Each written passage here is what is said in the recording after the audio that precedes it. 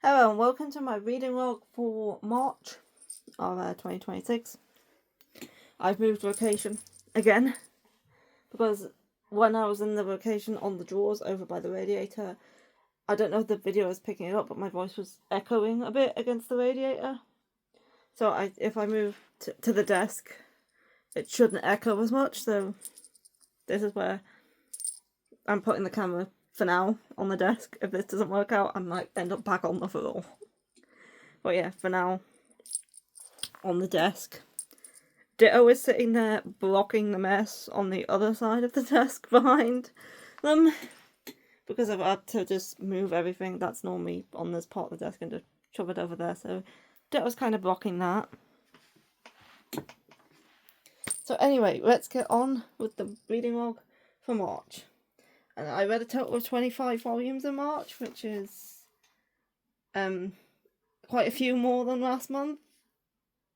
7 more than last month. I read 18 last month. So yeah, let's get this started. The first manga that I read on the 1st is... I'm just going to stand this one in front. This is My Name is Shingo, Volume 5. This series is getting weird. It really is. I have there's one volume left and I have absolutely no idea where this series is going to go or what's going to happen because things are just getting rather strange.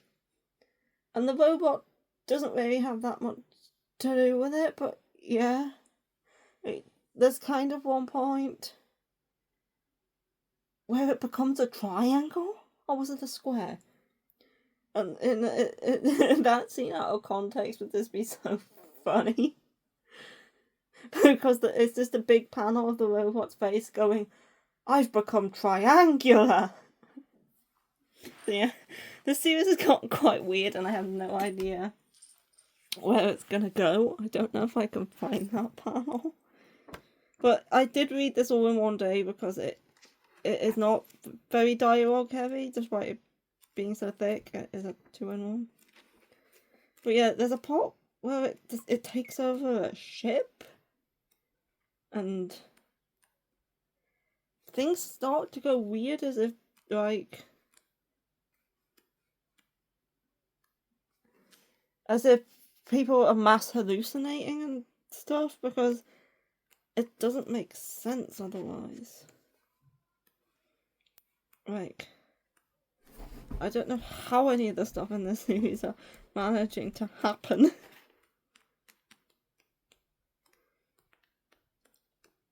Yeah, and then I can't find the panel. It doesn't really matter.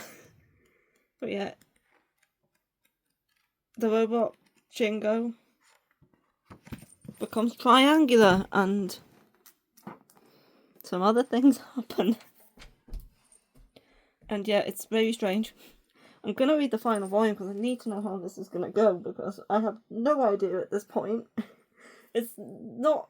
the series is nowhere near as it was when it first started.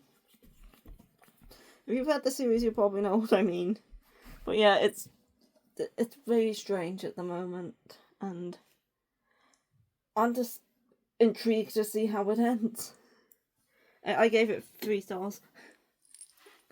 Anyway, moving on to the next volume, which was less strange, and that is Eccentric Doctor of the Moonflower Kingdom, Volume 10. This was another good volume. I very, very like the series. This one continued the backstory from the previous one with our main character. I can't remember her name. That doesn't surprise me. And her friend / he's kind of like a brother. They it continues the story about how they met and how he was taken in by her family and how he got the scar on his face. Rowan,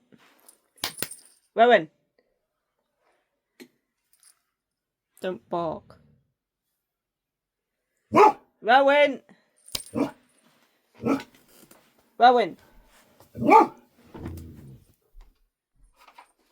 It's just Dexter.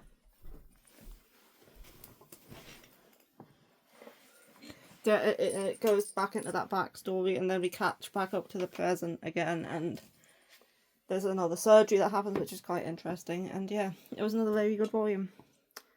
I do very highly enjoy this series. It's very good. And yeah, I think that was. Oh yeah, was this the? Yeah, it was mainly the continuation of the backstory, and then learning more about Singdan, that's the guy's name, and Koyu is the main character.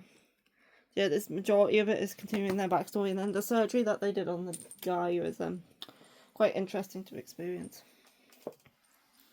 Yeah, I really enjoy Moonflower Kingdom.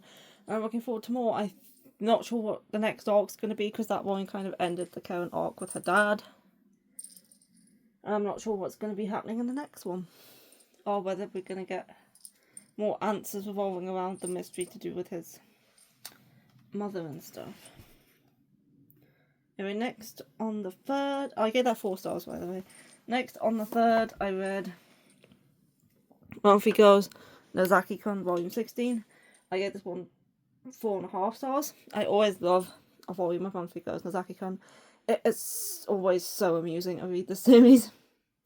It's a 4-coma series, with each chapter is kind of episodic, but there is kind of a bit of a continuing plot. Like, there's relationships between the characters and stuff. There is a bit of romance, not that any of the romance is going anywhere, because the series is majority a comedy, and it's a good comedy. It's probably my favourite comedy. And they all in the cover shows them at the beach, but they do not go to the beach in this volume at all. There's quite a lot of good chapters in this one. One of them that probably stood out was the gecko one. Like, if you read this volume, you'll know what I mean by the gecko chapter, but there's no actual lizards in it. But yeah, and anytime there's a misunderstanding in the series, it's always so funny. So any chapter that revolves around a misunderstanding is always great. And what was the prey one, the one that they were improvising for the prey. That was a good one. Most of the chapters in this one was good, which is why I gave this one 4.5 stars. It's always a treat to have one of these, because they don't come out that often. But yeah. The one with the girl as well, where she was approaching them after school. Yeah, I always love a good volume of Nozaki-kun. It's always worth the wait. If you want a good comedy series, check this one out.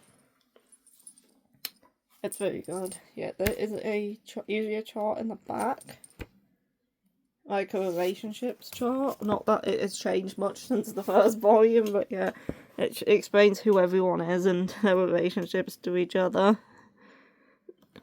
Not that there's been any changes to that chart since the beginning, because none of the romance tends to go anywhere, but it's not really a romance series, it's a comedy. But yeah, it's very good. If you want a funny comedy to read, I would definitely recommend Nozaki-kun.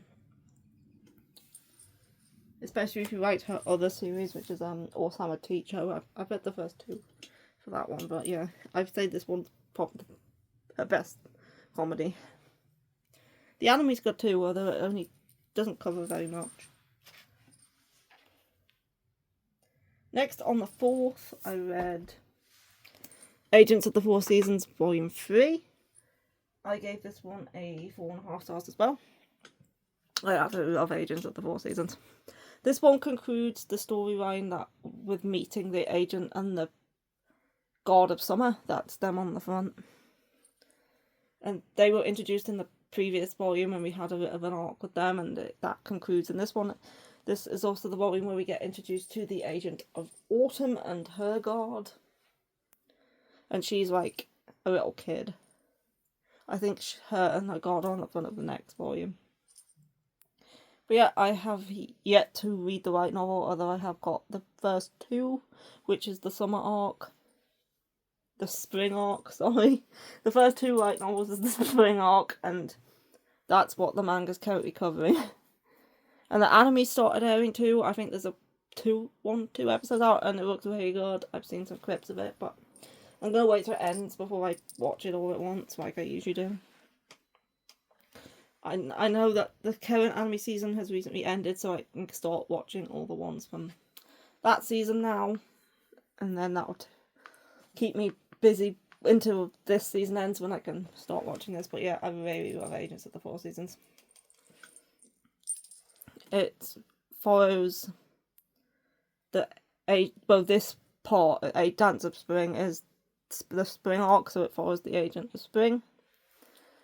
And she was kidnapped as a kid, and she has severe PTSD and trauma around that, and she's recently returned after 10 years of being away to finally bring spring back to the world, because spring disappeared with her, so there was only 3 seasons. So she's going around bringing spring back currently in this arc. I have heard the other arcs are about, obviously, the other agents. So I don't know if we're going to get to see much more of summer and autumn in the spring part, because I know they do have their own arcs later on. But we are being introduced to them all. We've been introduced to Winter as well. Winter was good friends with the Agent of Spring as kids, and he blames himself for not being able to protect her, basically. Yeah, it's a very good series, and yeah, the anime looks like it's going to be very good too. I'd say this volume was just as good as the rest. We get some more stuff about summer. I don't know if we're getting more about them and to their arc, because I know the summer arc is the next one. And then we get some more backstory revolving around Sakura, who is Hinagiku, who is the Agent of Spring, and Sakura's her god. So we get some more backstory revolving around her as well. And yeah, it's just a very great series, and I would recommend it if you want a series that's a bit different. It is quite a sad series though, so just be prepared for that. Next, on the 5th, I read My Happy Marriage, Volume 5 of the manga. I get this 4 stars. Now, with My Happy Marriage, I have already read the light novel up to Volume 4. I haven't read 5 or 6 or 7 or however many are out now. I'm falling behind, but I have read the first 4. And the contents of this manga volume is still in the second light novel volume, or still the first season of the anime, because the first season of the anime covers the first 2 light novels. Season 2 covers 3, 4, 5, and 6. So yeah, I have experienced the content up to the end of Volume 6 through the anime, but I've read through 4 in the light novel and up to 5 in the manga, because this is the latest volume, because it came off hiatus. So yeah, this is content from Volume 2, or the first season of the anime still. Yeah, I'm enjoying it in manga form just as much as I did in its animated and light novel form. So yeah, I have already experienced this part of the story twice before though, so I don't really have much more to say about it than that. But yeah, it is good in manga format as well. If you're not a light novel reader, I would recommend doing the manga instead, because it's just as good. It's just as good. Sometimes the mangas aren't quite as good as the light novels, but this one's just as good. Didn't read anything on the 6th. And on the 7th,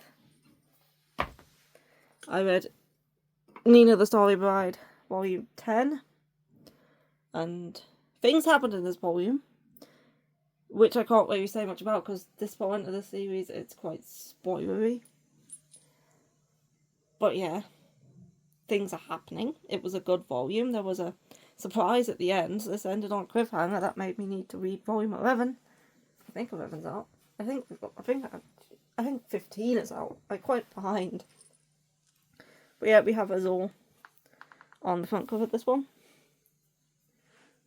And yeah, there was I can't really say anything without spoiling it, so I don't know what to say about this volume. Other than that, I enjoyed it.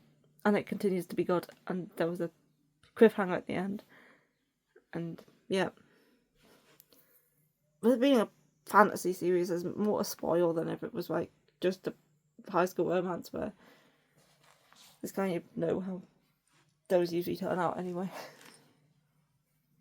But yeah, I don't really want to spoil too much, so I'm not going to say much more. It was a very good volume and I continue to enjoy the series. Next, on the 8th, I read Wolfgirl Black Prince 13. I gave this one 3.5 stars. This volume is starting a new arc, so it didn't annoy me like the previous arc did. Kyoya didn't get on my nerves in this volume. But yeah, what happened in this one? Kyoya met Erica, is her name? Yes, her name is Erica. Kyoya met Erica's parents for the first time, then there was they went on a date. And then there was some stuff with the side characters too, for the, like, ending part of the volume. Yeah, I enjoyed this volume. And it was a lot less anger-inducing than the previous arc. And there is only like 3 volumes left, and then I was starting to think about what they're gonna do after high school, and whether they want to go to work or college, and the usual stuff that characters think about when they're coming to the end of high school. So yeah, I reckon the series will probably end with them leaving high school. A lot of high school romances do. So yeah, it was better than the last arc. Well, it was less annoying than the last arc. Kyoka didn't piss me off nearly as much in this volume, especially since the latter half was mainly focused on the side characters. And I am quite enjoying this stuff with the side characters and seeing where that's gonna go. But yeah. It was less annoying to read than the previous 2 volumes. Not that I didn't like the previous 2 volumes, I just didn't like Kyoya's actions in the previous 2 volumes. Anyway, next. On the 9th and the 10th, I read Therapy Game Restart Volume 5. This one I gave 4.5 stars. This is another good volume. It's been a while since I read a volume of Therapy Game Restart, but yeah, I love this series. It's one of my favourite BL series, like top 5. And we got into quite a bit more about the head vet in this one and their family situation. And that's kind of intriguing, and they are quite an interesting character. So I'm looking forward to seeing more from them and how their story goes. And of course I love our main couple. I always love this main couple. They are so cute together.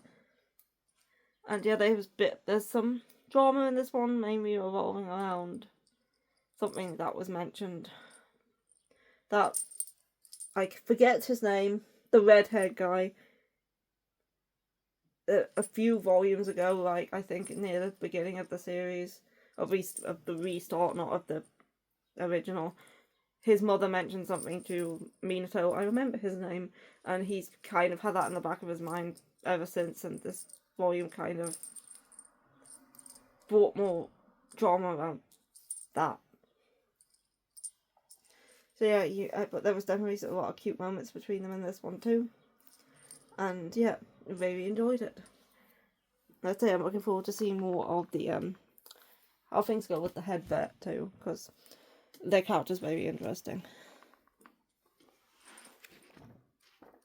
And of course there was a lot of uncensored steamy sex as well. It's always up for us. Didn't read anything on the 11th. Then on the 12th and the 13th, this one took me a couple of days too because this series is quite wordy. I read Associate Professor Akira Takatsuki's Conjecture Volume 6.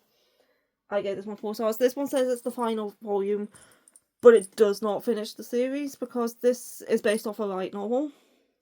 I do believe that the light novel is quite far ahead. But this ends the manga run, at least for now. Because I do not believe the manga ending was the author's choice. I reckon when this came out, this volume may have caught up to the light novel, so there was no more that they could adapt. But now the light novel's quite further ahead, but the manga hasn't been continued yet. But based on the authors afterwards in the end of this volume, both the light novel author and the manga artist are definitely interested in the manga adaptation continuing. But she said she had to stop for now because I think the reason was because they caught up in terms of content. But I think the light novel is quite a lot further ahead now, so I think it could be continued. But she said, the author said afterwards, that she would consider this the end of kind of part 1. And before it gets into the next part. So yeah, the manga may continue according. Well, it's kind of the publisher's decision. Because the author, she's writing something else currently. So maybe once she finishes that, she might go back to this. But I don't think it was her decision to end the manga here. I think it was other circumstances, possibly revolving around catching up with the light novel, or possibly revolving around the publisher telling her to end it. But I don't think she wanted to end the series at this point. I will hold the afterwards up for you. But there's one from both authors.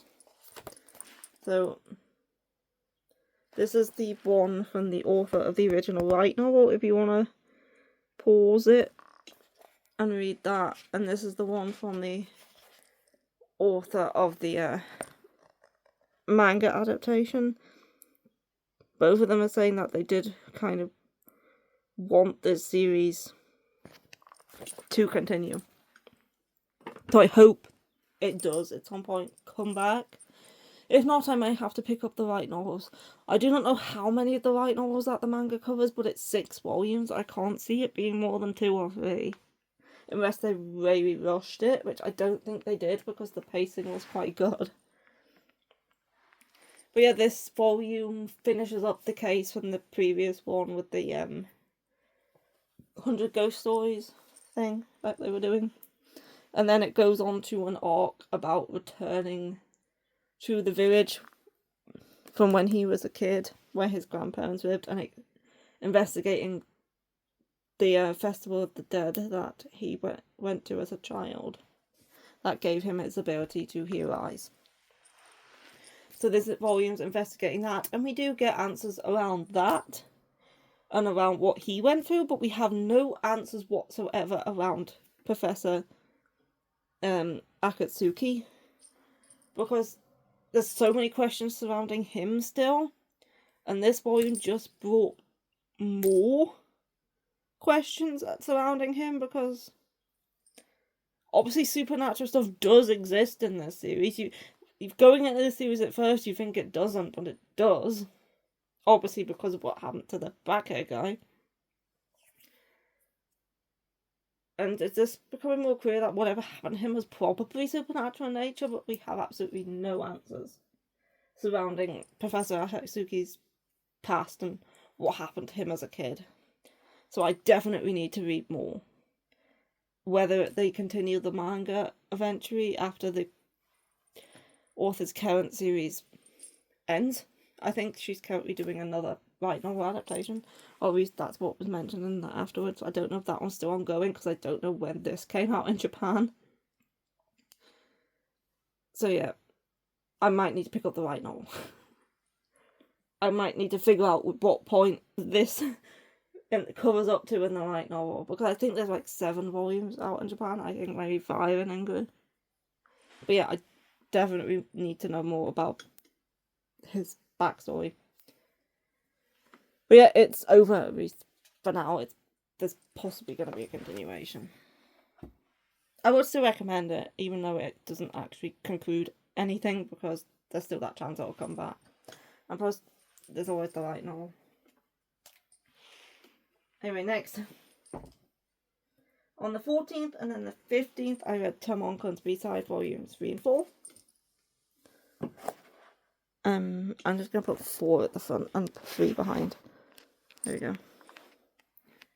But I gave 3.5 stars, and I gave 4 stars. I definitely enjoyed Volume 4 more than Volume 3. The main reason being because the final chapter of Volume 3, Timon started acting kind of yandere-ish, and I really didn't like that, so I was like considering, if he's going to behave like this, I'm not going to enjoy this series anymore. But after reading Volume 4, he has gone back to being his usual self, so hopefully that was just a one-time thing and it won't happen again. I think it was kind of just overcome with jealousy because he's never really felt jealous before, and that's why it happened, so hopefully it doesn't happen again. Or at least they keep it to a minimum so it's not like a main theme or anything, because I do like the series, I do like the comedy. I really like Utake, the main girl. She's probably my favourite character. And I am enjoying seeing the other bandmates' B-sides, and there's still 2 that I need to be introduced to, and that's the blonde guy and the tall black guy. So yeah, I'm hoping they keep that side of Timon to a minimum, or else I'm probably will keep up with the series because I do enjoy the other aspects of it, but I won't enjoy the romance part of it if Timon's going to start acting that way. But I really enjoyed Volume 4 and being introduced to Kaito and his character. They're all certainly something. They're nothing like their stage personas, which like a lot of idols probably aren't. And they kind of go on this supposed reality TV trip, but it was like scripted. Because it had to be scripted, because they can't be themselves, because they would ruin their reputations if they act like their actual selves. It was reality TV, but it was scripted, but it was supposedly their completely natural selves, but yeah, definitely wasn't. But yeah, I like Volume 4, and obviously Target was roped into going as well as an assistant, and yeah.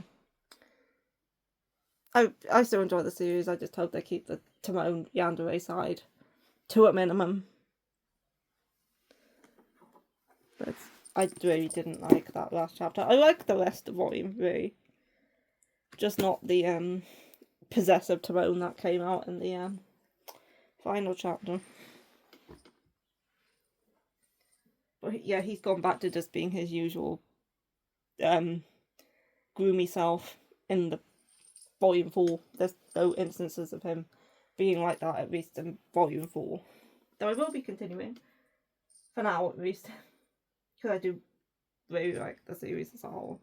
Just, I won't be supporting the romance if he starts acting like that in the future. I didn't read anything on the 16th. Then on the 17th, I read Hera's Dark with No Flowers, volume 3.5. This was one where I had to go back and re-skim the previous volume before I read this one, because it starts in the middle of a case, and I'm like, I don't remember anything about this. So yeah, I read the first chapter, and I'm like, I'm so confused, I'm gonna have to just go quickly skim through the previous volume again to remember what happened. And yeah, after I did that, I started enjoying it more because I wasn't confused anymore. Yeah, this is like a mystery series revolving around a devil. I think he's a devil. But it's his job to condemn sinners to hell, and he's in a competition with other devils to see who can condemn the 100 sinners to hell first, and then to see who gets to be the next ruler of the underworld. And he's like the son of the current ruler, but there's a dude who can like see people as Ayakashi, and it turns out the people he sees as Ayakashi are sinners. So he starts working for him because he could see the sinners. And they go around to do different cases to like find out whether the sinners are worth to be sent into hell or not, or whether he can like get them to repent. Because he's not supposed to do that, but he wants to. So yeah, I did quite enjoy this volume. Probably slightly more than the first one. Once I remembered the first one. But yeah, it finished up the case with the Anu from the first one, which was like a bit of a murder mystery. And that was the majority of the volume. But yeah, finishing up that case. It was quite a good case once I remembered what happened in the first one. Yeah, and then there was a chapter that revolves around the main character and what his sin was, because obviously he had to have had one in order to be able to see the house. And that's where that volume ended. That was mainly just the one case. I think there's another one that's based off a light novel, and the manga's only 10 volumes long, so looking forward to reading more. I do like a good mystery, especially like a supernatural mystery, which this one is. Very good. Then I read on the 18th and the 19th. This one took me a couple of days too, because it was, again, quite a wordy one. I read Not Your Idol Volume 3. I gave this one 4 stars. This was another one where I had to go back and re-skim the first couple volumes, because this series went on hiatus years ago. And it recently came back off hiatus, but it's been years since I read the first two, and I could not remember them at all. I could remember the general premise about what the series was about, but I couldn't remember any of the things that happened in the volume, so I did have to go and refresh my memory on those first 2 volumes. So yeah, I do enjoy this series. It is a dark series, despite it being published in Ribbon magazine. Ribbon magazine tends to be a magazine that is aimed more on the younger side. So more... I mean, all shoujo manga in Japan is aimed at elementary to middle school students. And also, I would say between 10 to 18. Most shoujo manga in Japan is aimed between girls 10 to 18. But shoujo manga published in Ribbon magazine tends to be more on the side of being aimed more towards the 10-year-old side of the audience. But I wouldn't recommend this one to a 10-year-old. Because I know Honey Rema Soda's a Ribbon one, and that one's fine. That one's just cute, fluffy. But this one, no. This one's dark. Yeah, I wasn't really expecting that from a Ribbon series. So, definitely look up trigger warnings for this series if you're interested in giving it a go. Because this series talks a lot about sexual assault and assault in general. So make sure you know what you're going into before you start reading the series, because it deals with a lot surrounding those subjects, as well as the toxicity around idol culture. Because our main character is an idol.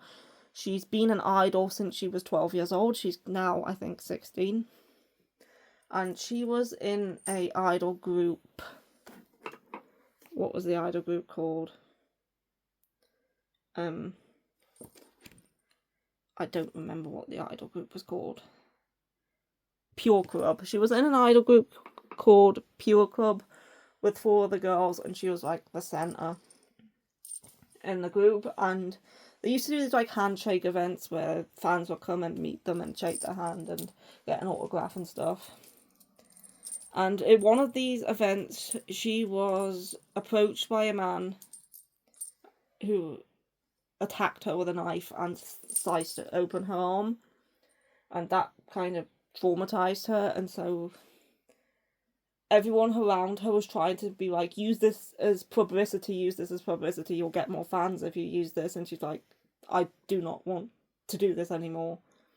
So she quit being an idol. She cut her hair, she dressed up as a boy, and she started attending this high school far away from where she used to live. So she's not really pretending to be a boy. Everyone at school knows she's a girl. She's just dressing like a boy so she doesn't get that negative attention from men that she got when she was attacked. And she meets a boy in high school, and he finds out quite quickly who she is because his sister's a big fan of hers. And his sister is a shut-in because she was sexually assaulted by her teacher. She's in middle school. And she hasn't left her room since. And the only thing that brings her joy was listening and watching Pure Club. So she was a big fan of the idol group, so he instantly knew who she was. And now he wants to help her in order to help his sister, basically. But yeah, it is quite a dark series. There is slight spoilers for this volume. But there was one instance when the girls were 13 years old where they were made by their manager to dress up in lingerie to be put on the cover of a seinen magazine. So it does show them that picture that was taken and put on the magazine as well. So these girls at the age of 13 were basically forced to sexualize themselves for older men. And I'm like, is that what idols are made to do in Japan? Because that's just wrong. Like, there's nothing wrong with doing that when you're an adult if you consent to it. Go right ahead, but making 13-year-old girls do that is just wrong. So yeah, there's a lot of stuff like that in the series, so if that makes you uncomfortable, maybe just look into it before giving it a go, because it is quite dark. Yeah. But it is a very good drama series, and if you can handle those topics, definitely give it a read. It gives you a look at what idol culture in Japan is actually like and how toxic it is, especially for the young girls who are entering the industry at such a young age and being exploited, basically.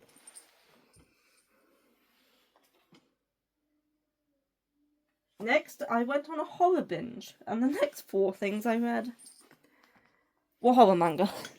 Although Hell's Dark One of Hours could kind of be considered horror too, but it's more supernatural mystery. But the first one I read was Hina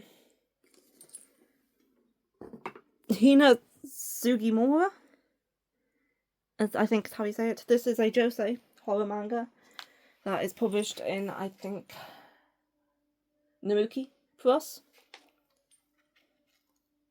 which is like a shoujo horror. I think Namuki is shoujo, Namuki Plus is josei. This is josei, I think. I read this on the 20th and I gave it 3.5 stars. This is like kind of a typical like J-horror story.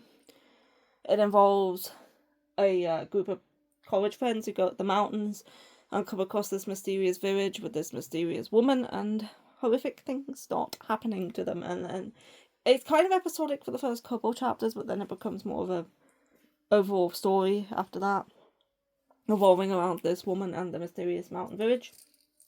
But yeah, it is completed 1 volume. I did quite enjoy it. It's kind of a bit Junji Ito-esque.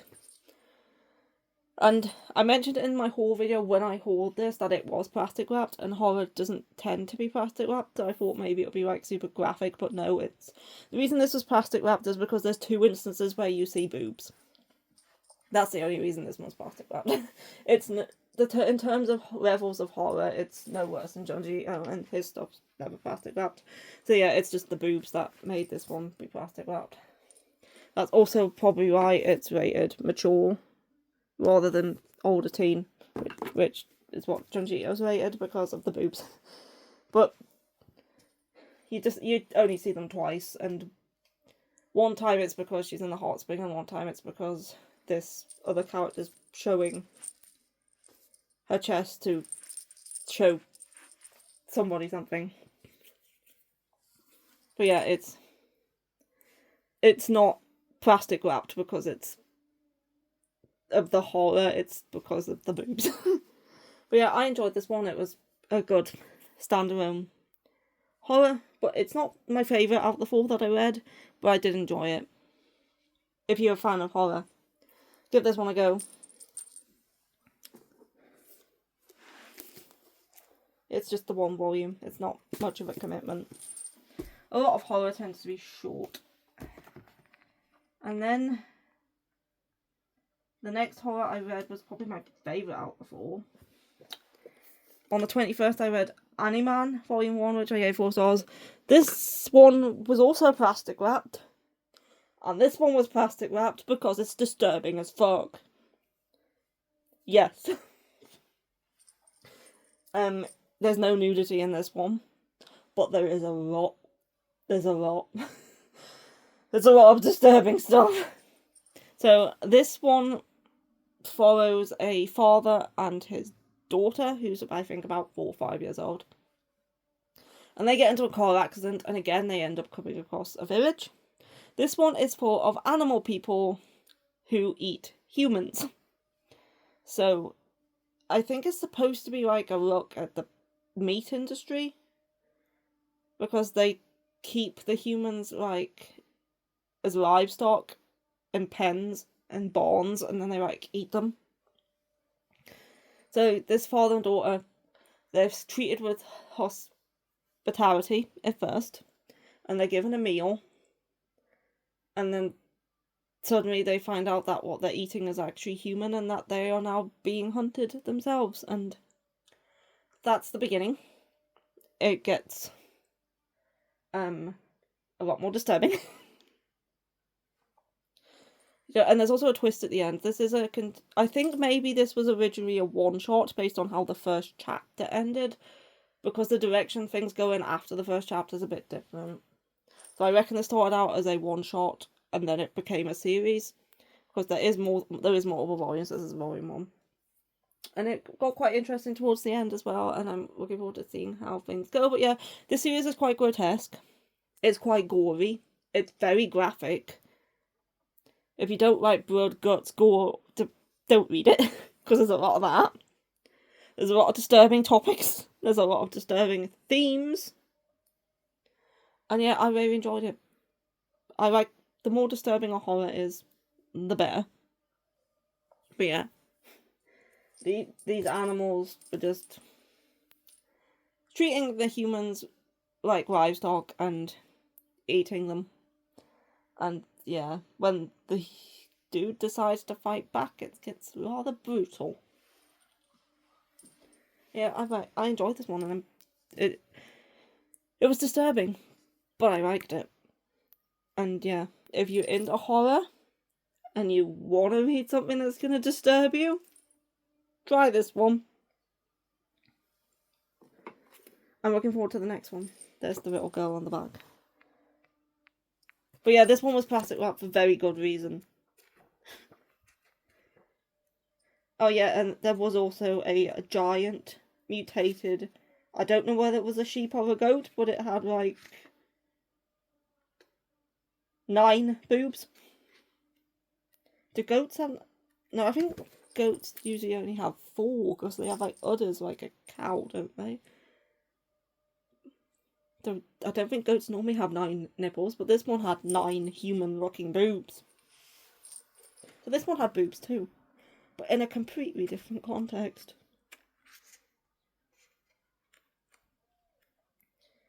Yeah. It was strange. It was gory, and I liked it. Well, next, I read more horror. I read Grim Night Tales Volume 1. This is another continuing series, but this one's just short stories. I gave this one 3.5 stars. This one is short horror stories where each chapter is a different story. There's kind of like an overarching plot too. Because we have this girl, I think she's like 13, 14, and she's kidnapped this security guard, and she's taken him to a hotel and tied him to the bed. And she's now telling him these horror stories, so at the start of each chapter you see her start to tell him the story, and then you get the horror story. They're supposed to be based on true events. And yeah, they're just short horror stories, mainly revolving around ghosts or unexplained situations. But yeah, I enjoyed the stories in this one, and we'll definitely read more of them. I like the one about the guy's wife. But yeah, it reminds me a bit of 100 Ghost Stories that I'll read to my own death, whereas that one's a little boy telling ghost stories to a camera, whereas this one's a girl who's kidnapped a man and telling him ghost stories. So it's kind of a bit like that one. I would say this one's a bit slightly darker. And then next, on the 23rd and 24th, I read Sayori. I gave this one 3.5 stars. This is a 2-in-1 complete omnibus. I didn't realise that this was by the author of High School Girl, the romance. This one's definitely not like High School Girl.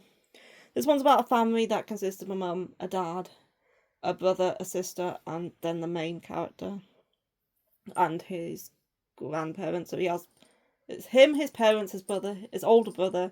No, it's him, his grandma, his grandpa, his mum, his dad, his older sister, and his younger brother. So there's 7 of them in total. And the father's recently bought his dream house out in the country. It's like a big in terms of Japan. It's 2 stories. It has like, they each get a bedroom each. So the grandma and the grandpa, I think, share. The mum and the dad don't share. But and each of the kids get their own room. So I'd say maybe about 5 bedrooms. I think there's like 2 downstairs, 3 upstairs, because I think the kids are upstairs and parents are downstairs. 6 bedrooms. 1, 2, 3, 4, 5. Yeah, about 6 bedrooms. So yeah, they all move into this house together, and then unexpectedly, after finally achieving his dream and buying his dream house, the father unexpectedly dies under mysterious circumstances, and then things just start going downhill from there. And yeah, this was a good one. This one was probably my second favourite out of the 2. This one, obviously, it wasn't gory. There was some, like, jump scares. Well, supposed jump scares. You can't really do a jump scare well in a manga. But yeah, I quite like this one. If I had to order the horror, I would probably put Anime first, then this, then Good Night Tales, and then, Matsuki Mori, or whatever that one was called last. Although I did really like them all. The grandma in this one became quite badass towards the end. But yeah, that was all the horror. And then there's some different genres. I read quite a bit of high school romance towards the end of the month. This one's more of a drama. Yeah. Some of them are high school romance anyway. Next, on the 9th, I read Volume 9, the 9th. We've gone back in time suddenly. We've gone from the 24th to the 9th. No, on the 25th, I read My Girlfriend's Tryout 9. I gave this 4.5 stars. This was the final volume in the main story. The next volume, it explains at the end, there's going to be 4 side stories. One of the side stories, I think, is going to be a continuation. The other 3 are. 2 of them are at least prequels, and then the 3rd one is about a side character. But yeah, the series ended well. I enjoyed it. Well, it's quite obvious by the cover that they had the baby, so... But with saying that, still be a spoiler, despite the cover. Probably. But it's pretty obvious that's what's going to happen. So yeah, there was a very enjoyable drama series about quite a heavy topic of teenage pregnancy, and I really enjoyed it. It was very good. I'm looking forward to reading about the side stories, and I'm hoping to... What I'm looking forward to most is probably the continuation one. I want to see how far in the future that shows, basically. But yeah. I enjoyed it. Super good drama series. Definitely one of my new favourites. If you're looking for a good drama, definitely give this one a go. But yeah, definitely a topic that isn't discussed as well very often. There has been other manga I've read which had teen pregnancy in them, but they were written in the 90s, and it was done for like shock value and drama, whereas this one actually does a very good job of explaining the experiences and the difficulties of teen pregnancy and how it affects the character, like, socially and, like, physically as well. So yeah, this is a very good drama, and it's handled very well. And I would definitely recommend it. It was a very good series. Overall, I'd give the entire series like a 9 out of 10. Next, on the 26th, I read The Merman Trapped in My Lake, Volume 1. I gave this 3.5 stars. This one was good too. I enjoyed the art. The art is super nice. Like, the cover's pretty, but the art inside is so pretty. It was one of the best parts. But this series follows a merman that has been... This first volume follows a girl, I think she's 15, and the merman... I think the merman's about... He looks about 12, 13 in the beginning. But I didn't much like her, but she is not the main character, so that's okay. She is from a family that has been cursed with kind of insanity, is what she mentioned at one point, and she lives with her father. Her mother is dead. She, I think she has the same illness that her mother died of. And she lives in the mansion with just her and her dad, and she has an uncle as well who comes around occasionally, but her uncle's just 1 year older than her. And one day her father, she can't, obviously she's sick, she can't leave. So her father brings her a merman as entertainment, and she keeps him in a tank in the bedroom as a pet. And then she later moves him to the lake, hence the title. But yeah, this merman is basically a pet to her, but she finds herself drawn to him and starting to, like, fall for him. And you get this entire first volume was the story of that leading up to the end, where obviously things happened. And then it shows, the start of the volume shows her uncle, who is the main character's great-grandfather or great-great-grandfather. So the main character is actually her, like, second, third cousin. Her uncle's great-granddaughter, anyway, is the main character. The series starts with the grandfather telling her the story about her and the merman. And then the volume ends with it going back to present times, where she has been given back her family home that her uncle's niece used to live, and she's gone back there, and then the merman's turned up, and he's like, I've been waiting for you. So obviously that's going to now get into the actual story as of the second volume, because this volume was all the backstory revolving around her great-grandfather's niece and her story with the merman, because she looks exactly like her great-grandfather's niece, to the point that she's possibly might be her reincarnation. I don't know. But yeah, the merman is now grown up. It's been that many years that if he was a normal human, he would have since died, but because he's a merman, he hasn't. And he's all grown up now. He doesn't look like a kid anymore, and he's there when she goes to the house. And Volume 2 is going to start, like, the main story. So the fact I didn't like the main girl doesn't really mean I'm not going to like the series, because she's not the main girl. She's just the main girl of the first volume. From what I've seen of her uncle's great-granddaughter, I do like her more. She seems like she's going to be an interesting character. And I don't know if she's going to be struck with the same insanity that the rest of the family was, because that didn't seem to affect her uncle. So maybe it came from the opposite side of the family. I don't know. We'll have to wait and see, because I'm definitely intrigued to read more after reading this first volume and seeing the setup. We don't know whether this merman wants revenge, or whether he actually fell for her and wants to meet her again because he loves her. But I don't know how he possibly could have fallen for her, because he was kept in horrible conditions. He was kept in a fish tank in the bedroom. And she didn't exactly treat him nice all the time.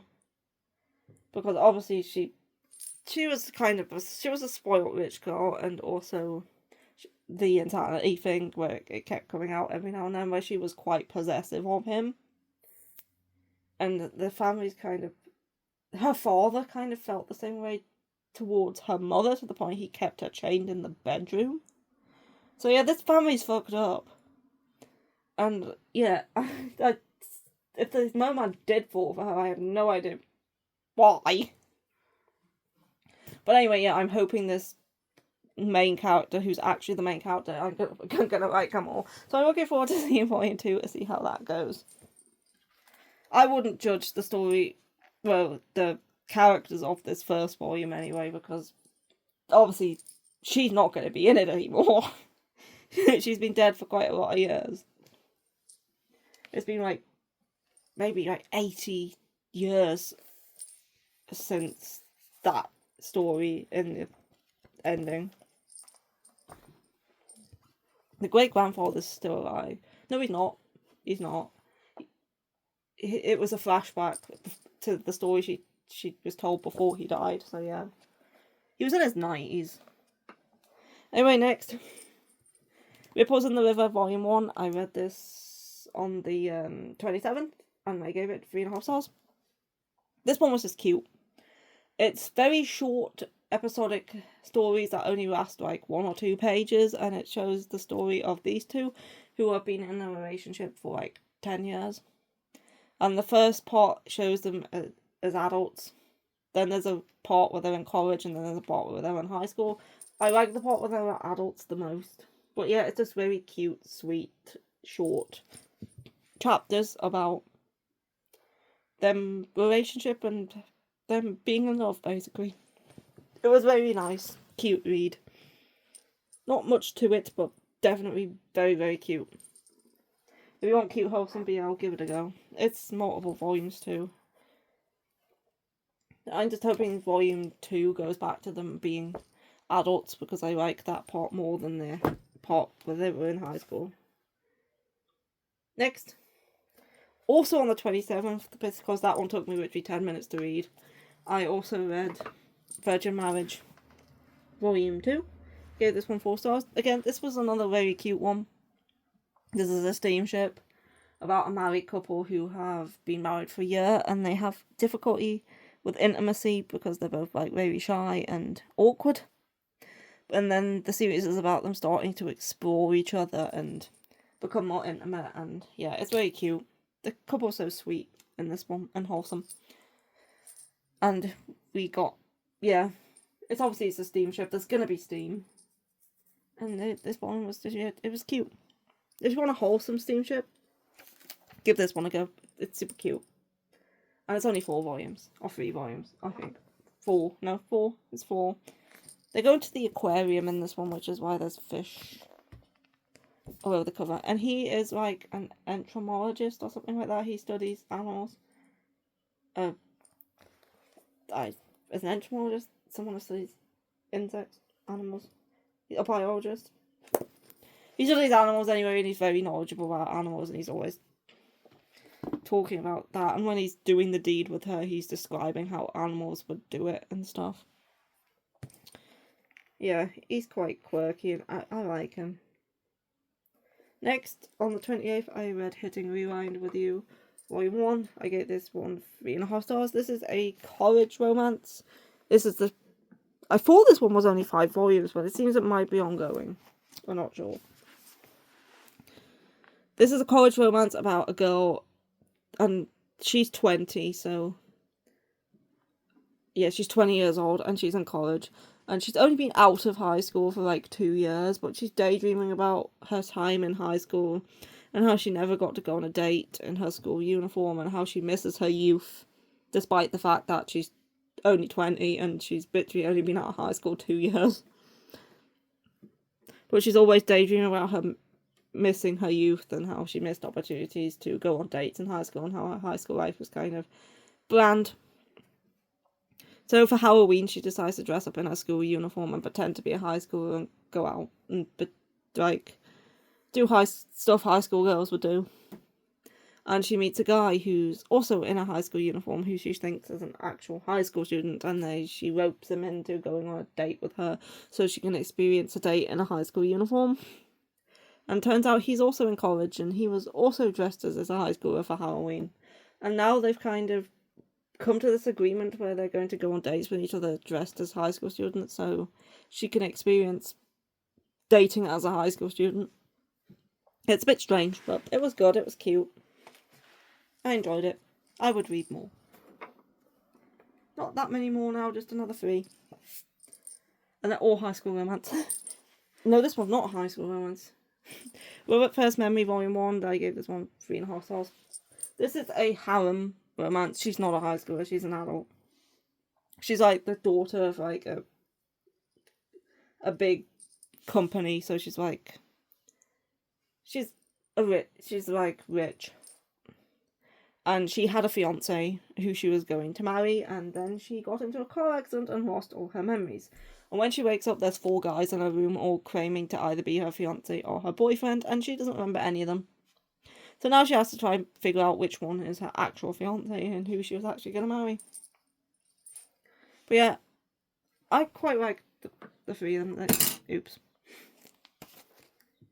Out of the 4, I only didn't like one character, and that was this guy, the cozy cutie. He's like, he says he's a childhood friend, and he acts kind of like one of those like childlike characters. And then we have the hotshot who's like a tsundere, and he's claiming to be a fiance, and he's also the son of like a big name company president. Then there's the quiet admirer, who is him, and he is like an idol. He's a model. He's a model, and he's claiming to be a boyfriend. And then the blonde guy is like, he's the con artist. We don't know whether she actually knew him or not, or whether he's just trying to con her to get her to be with him so he can get her money, because none of no one recognizes him, whereas her family recognized the other 3.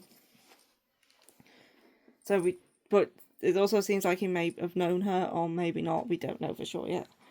But he seems like kind of the main guy. This one is also only 5 volumes, and yeah, it doesn't want to stand up. It was a fun read. It was kind of cheesy.